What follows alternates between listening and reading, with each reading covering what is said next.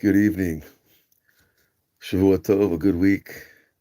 A happy Motzei Shabbat. It is the time of King David, the festival fourth meal that we celebrate this great musician, this leader, this warrior, who was arguably one of the greatest musicians and singers of all time, and his son, King Solomon, who wrote the greatest song of all time, they call it, the Shira.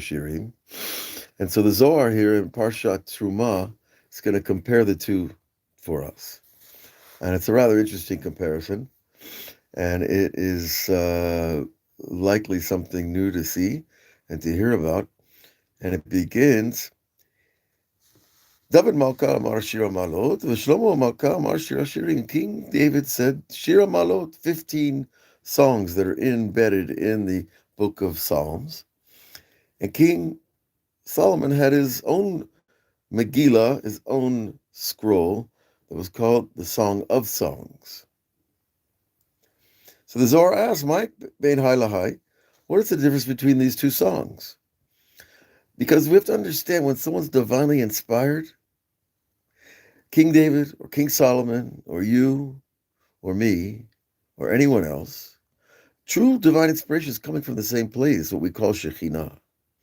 And the Shekhinah is one, it's unified being, the feminine presence of God on earth, the power of the infinite to reach down into the finite and inspire us. So when we talk about divine inspiration, it comes through different vessels.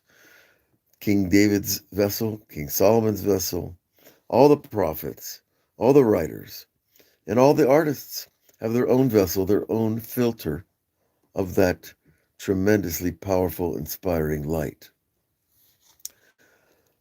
So it's all coming from the same place, but there's differences that we appreciate. Can't hear the same song all day long. Now, the Zohar says, what is the difference between the two? And it says, Vadai kol achad, but certainly they're all one. That's what it means. King Solomon's Shira Shirim, King David's Shira Malot, they're all one because it's all the same Shekhinah. Aval, Yomed David Malka lo haveu kol minun menagnim medaknim mekeduktahu. But the days of King David when he sang his songs and wrote them down, before the book of Tehillim, of Psalms was ever written, all the players, the musicians, were not in their place. Kedakayu, as is fitting for the king when he plays, you have a nice symphony that plays backup to such a king. But they all weren't in their place. Now, some might say that those could also be ascribed to the angels. They all weren't in their place either because angels are the channels between above and below, and the Zohar always deals with the relationship between above and below. And there was no Beit HaMikdash at the time of King David. They had the Mishkan, the great traveling tent that Moses built, which in itself is a miracle that such a thing lasted 400 years. But still, there was no Beit HaMikdash, and so the joy wasn't complete because the reflection of above wasn't complete below. See, we're here to build a reflector for God, essentially. And so at this time, there was no Beit HaMikdash. There was no reflector to properly receive the entire collective power we call the divine presence. And therefore, since it wasn't built down here, it wasn't complete up in the divine drawing room of God that we call heaven, which heaven has many, many more rooms than the biggest palace. And just like there is assigned down here in this world guard duty to every palace, to every kingdom on the world, so too in the firmaments there are guards, there are spiritual entities that block the procession of souls from above to below or below to above, depending on what God wants to be done. There are times when they're open and you can go above, and there are times when they're closed and you can't. And these are parallel structures to each other. these guards, which are another name for angels as well, that keep the doorways between the physical and the spiritual, between the upper levels and the lower levels, because there are many. If anybody's opened those books of Kabbalah, will see. And they are parallel to the guards down here below. Okay. But on the day that the Beit HaMikdash was first built by his son, King David's son, King Solomon, then there was complete reflection, complete parallel structure between the powers and the lights above, which are non-physical, and their expression here in the physical plane. And candles that were not lit from the beginning began to light and were lit. And these lights were lit above by Hashem. And the king that all the peace is his peace. That's the only peace, my friends. There's no peace in a man-made world. A man-made reality.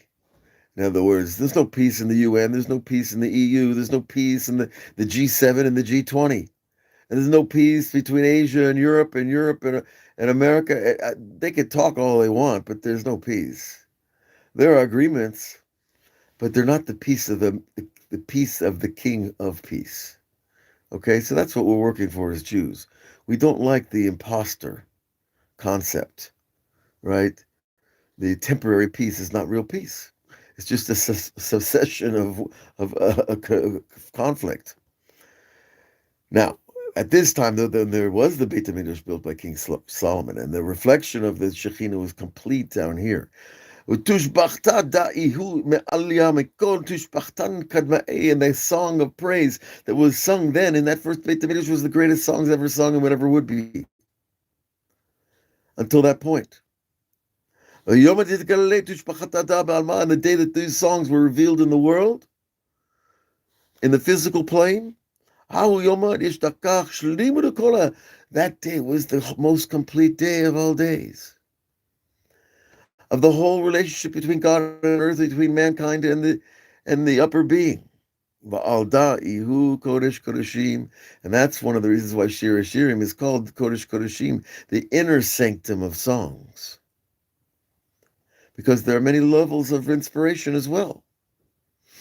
And, well, as we said, each person's level of inspiration is according to his vessel.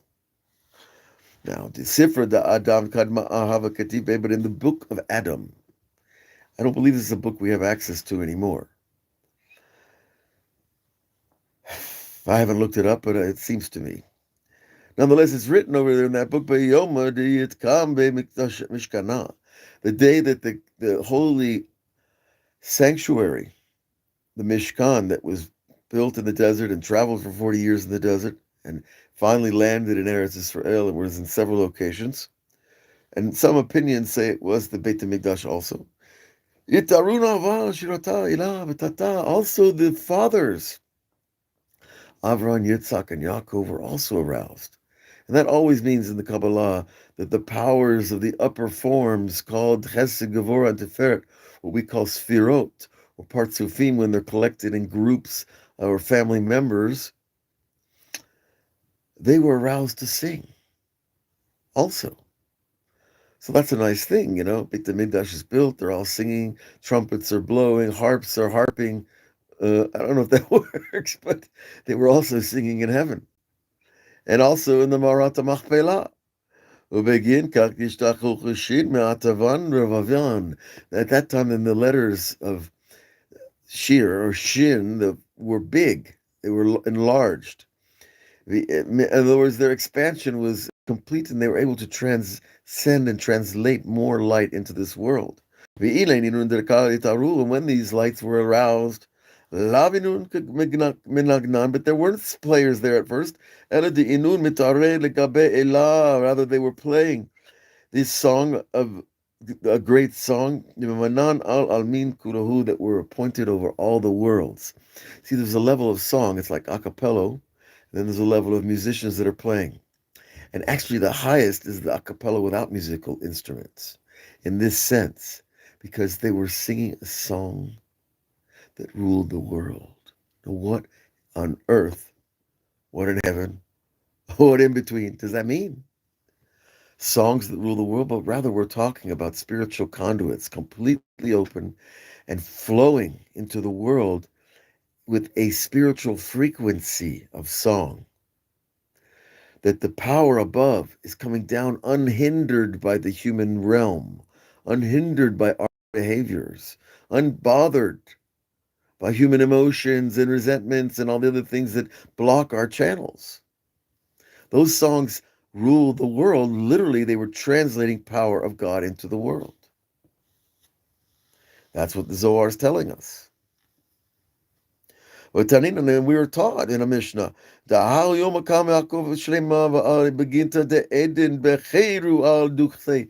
that day, Yaakov Avinu himself entered into Gan Eden with joy in that place. And he began to sing and to play also music. And all the beautiful fragrances were wafting through the garden. What caused this song to emerge through Jacob, who was not known as a singer per se? Not that he probably couldn't, knock out a few chords. Who some say Have ma da Yaakov. Some say it was Yaakov. The Ilema Ihulo al begin to the Edom, because if Yaakov had not entered into Gan Eden at that time of the arousal from the music of the consecration of the Beit HaMikdash, Lo Amar Ginta Shirata. There would not have been songs begun and sung there. So you see, there's this integrated process taking place between the greatest tzaddikim of all time and the Beit HaMikdash, the greatest building of all time, and Yerushalayim, the greatest city of all time, and the songs that were the greatest, most powerful spiritual songs of all time, which are still inspiring people, Jews and non-Jews, to this very moment. Because it's the middle of the night on Saturday night, and this is when we get up to sing to Hashem. And we sing about the Beit HaMikdash, and we sing about the loss. We sing about the loss of life, the loss of tzaddikim, the blood that flowed in Jerusalem. It's not just, flowers and rivers and beautiful things. But still, it's the song, and it's that praise. Because when we praise something greater than us, it lifts us up to that level. So that's one of the keys in Judaism. We don't praise ourselves ever. We praise Hashem, we praise the tzaddikim, but that is what causes our own elevation. So we should all be blessed to praise the King, to sing your own song to God, and write it down, and put it to music, and sing it to Him in the middle of the night. And that will attach you to the entire system that we've been discussing here tonight. And when you attach yourself to that system, you'll see that you're not the same person that began before you started to sing. And then you'll see what it means. The song is the thing that rules the world ultimately, because it's in charge of all the vibrations that are flowing through everything else. That's why when you play beautiful music, your plants are happier, your pets are happier, even your kids maybe, or your parents. But the heavy metal, we know what that does. The plants start to wilt and run away. But truly and sincerely, this is a blessing. The Zohar is a blessing. This world is a blessing. And we are receivers of that blessing. And may your week be a blessed week. And we'll continue with the Holy Zohar next Friday, hopefully, and the Saturday night Zohar. And, there's more to learn, always. God bless you all. Shavua Tov.